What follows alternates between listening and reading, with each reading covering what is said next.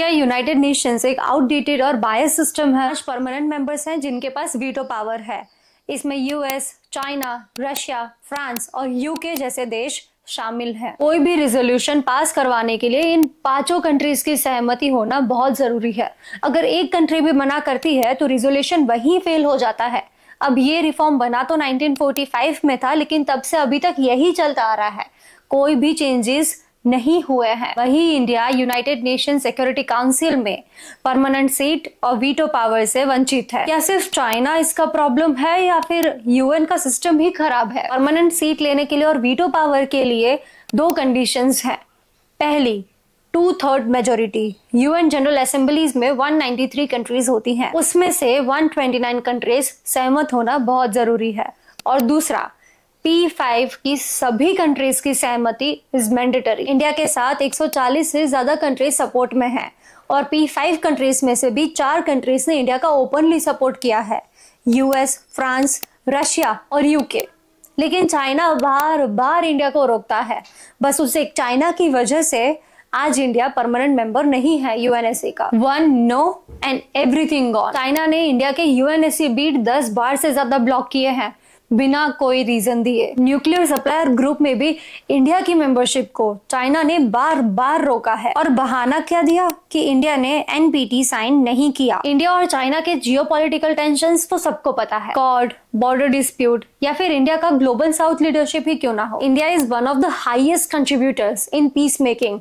India आज तक 2.5 लाख से ज्यादा सोल्जर्स दे चुका है अपने। अफ्रीका में 54 कंट्रीज, लैटिन अमेरिका में 33 कंट्रीज, लेकिन परमानेंट मेंबरशिप किसी के पास नहीं। P5 का वेटो मिसयूज कितना होता है, चलिए वो देखते हैं। वेटो पावर का ज्यादातर इस्तेमाल अपनी एलाइज को बचाने के लिए करते हैं ये लोग, ना कि सच्चाई के लिए। यूएस ने इजराइल के खिलाफ रिजोल्यूशंस रोके हैं, रशिया ने सीरिया और यूक्रेन पे वीटो लगाया और चाइना ने नॉर्थ कोरिया और म्यांमार के खिलाफ एक्शंस ब्लॉक किए। इंडिया के केस में भी चाइना का अपोजिशन जियोपॉलिटिकल राइवलरी का एक हिस्सा है। सबको यही लगता है ना कि रशिया इंडिया का बहुत पावरफुल एंड स्ट्रॉन्ग फ्रेंड है, लेकिन जब वीटो पावर की आती है ना तो रशिया भी न्यूट्रल स्टैंड लेता है काफी बार। हाँ, ये गलत नहीं है कि रशिया ने इंडिया का काफी बार सपोर्ट किया है ओपनली परमानेंट सीट के लिए, लेकिन काफी बार उसने न्यूट्रल स्टैंड्स भी लिए हैं। इंडिया ने G20 प्रेसिडेंसी, क्वाड, G4 और ब्रिक्स के जरिए अपना ग्लोबल प्रेजेंस बहुत स्ट्रॉन्ग किया है। G20 प्रेसिडेंसी के दौरान इंडिया ने ग्लोबल साउथ की आवाज उठाई और अफ्रीकन यूनियन को G20 मेंबरशिप दिलवाई। ये सब इंडिया के ग्रोइंग इन्फ्लुएंस को दिखाता है, लेकिन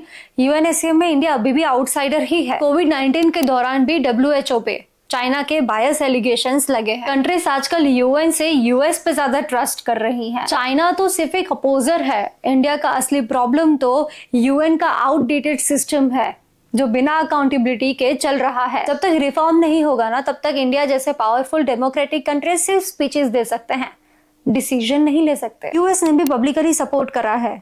हर प्रेसिडेंट ने कहा है कि India should be a permanent member of reformed UN security council. China is just a loudest blocker, लेकिन प्रॉब्लम यूएन में ही है। और सबसे हैरानी की बात यह है, पिछले कुछ डिकेड्स में यूएन में फॉर्मल वोटिंग भी नहीं हुई है। सोचो, इनफॉर्मल वोट्स इन यूएनएससी। 1945 से तो यही चलता आ रहा है और कब तक चलेगा नहीं पता, लेकिन अगर ऐसा ही चला ना तो अगले 15-20 साल में भी इंडिया परमानेंट सीट नहीं ले पाएगा, इंडिया को वीटो पावर नहीं मिल पाएगा। खैर, ऐसी ही और अनफिल्टर्ड स्टोरीज के साथ हम मिलते रहेंगे, तब तक के लिए बाय।